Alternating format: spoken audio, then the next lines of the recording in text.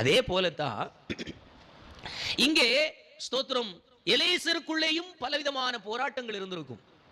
அப்போ ஒரு சாதாரணமான நம்முடைய தேவையிலே நாம் இது எனக்கு வேண்டும் என்று சொல்லுகிறத பிக்சடா ஒரு விஷயத்துல என்ன செய்ய முடியல, பதிக்க முடியல. இதை பார்த்தோன்னே இது கிடைச்சா கொள்ளலாம், அதை பார்த்தோன்னே அது கிடைச்சா கொள்ளலாம், அதை பார்த்தோன்னே அது கிடைச்சா கொள்ளலாம். எல்லாத்துக்கும் மேல நம்முடைய சிந்தையை என்ன பண்ணிட்டு இருக்கு, மாறி மாறி எல்லாத்தையும் இச்சித்து கொண்டே இருக்கிறது. அதுதான் மனுஷனுடைய இயல்பு. இப்போ எலேசரோ எஜமானுக்காக, எஜமானுடைய மகனுக்காக பெண் கொள்ளும்படிக்கு போகின்றார். அல்லேலூயா. எலேசரோ அவனுடைய நோக்கத்திற்காக போகவில்லை, இன்னொருவருடைய விருப்பத்திற்காக போகின்றார். அது எவ்வளவு பெரிய கஷ்டம் அப்படின்னா, நான் தான் சொன்னேன், நமக்கே இது கொள்ளாமா இது போதுமா அப்படின்னு சொன்னா ஒண்ணுலயே நம்ம திருப்திப்படுற இருதயம் உடையவர்கள் அல்ல. காரணம் மனிதர்கள் அப்படிதான். அல்லேலூயா. அப்படி இருக்கும்போ யாரோ ஒருவர் தன்னுடைய விருப்பத்திற்கு ஏற்ற மகனுக்காக ஒரு பெண்ணை பார்க்கும்படிக்கு ரெண்டு பேரும் உடன்படிக்கை செய்து கொண்டு வாக்கு பண்ணி கொண்டு போகின்றார். அந்த அந்த அந்த வழியை நீங்க ஒன்று கொஞ்சம் யோசிக்கணும். நாம் அப்படி இன்னொருவருக்காக ஒரு காரியத்தை செய்ய முடியுமா?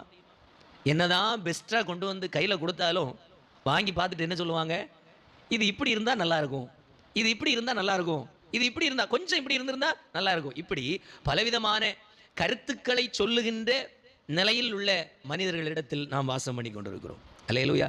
அப்போ திருப்திப்படுத்தவே முடியாது. அல்லேலூயா. ஸ்தோத்திரம். திருமண வரன்களை பார்க்கும் பொழுது இன்னைக்கு நிறைய வேடிக்கைகளை பார்க்க முடியும். ஒவ்வொரு புரோக்கர்ட்டையும் போய் எனக்கு பெண்ணு பார்க்கணும் இல்லை மாப்பிள்ளை பார்க்க வேண்டும் என்று சொல்லி அவர்களுக்கு ஒரு தொகையை கொடுப்பாங்க. புரோக்கரும் பலதையும் கொண்டு வந்து அவர்கிட்ட இருக்கிற எல்லாத்துலேயும் ஏதாவது ஒன்றை முடிச்சு போடணும்னு அவர் என்ன பண்ணுவார், பிரயாசப்படுவார். ஆனால் அவர் சொல்லுகிறது இவர்களுக்கு பிடிக்காது, இவர்கள் சொல்லுகிறது அவர்களுக்கு ஒவ்வாது. இப்படி பலவிதமான காரியங்கள் எனக்கு பிடித்தது போல உங்களுக்கு பிடிக்கும் என்று வேண்டிய அவசியம் இல்லை. இது மிகவும் கடினமான ஒரு வேலை.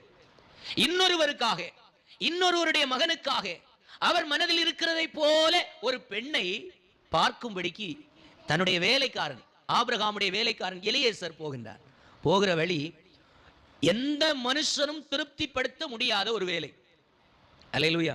ஆனால் அந்த அவனுடைய பயணத்தை தேவன் நடத்தினபடியினாலும், தேவன் அவனோடு கூட வழிகாட்டினதினாலும் அந்த அவனுடைய பயணம் வெற்றியாய் முடிந்தது. அல்லேலூயா. சொல்லுங்களேன், கைகளை தட்டி ஆண்டவருக்கு நன்றி சொல்லுவோமே. அல்லேலூயா.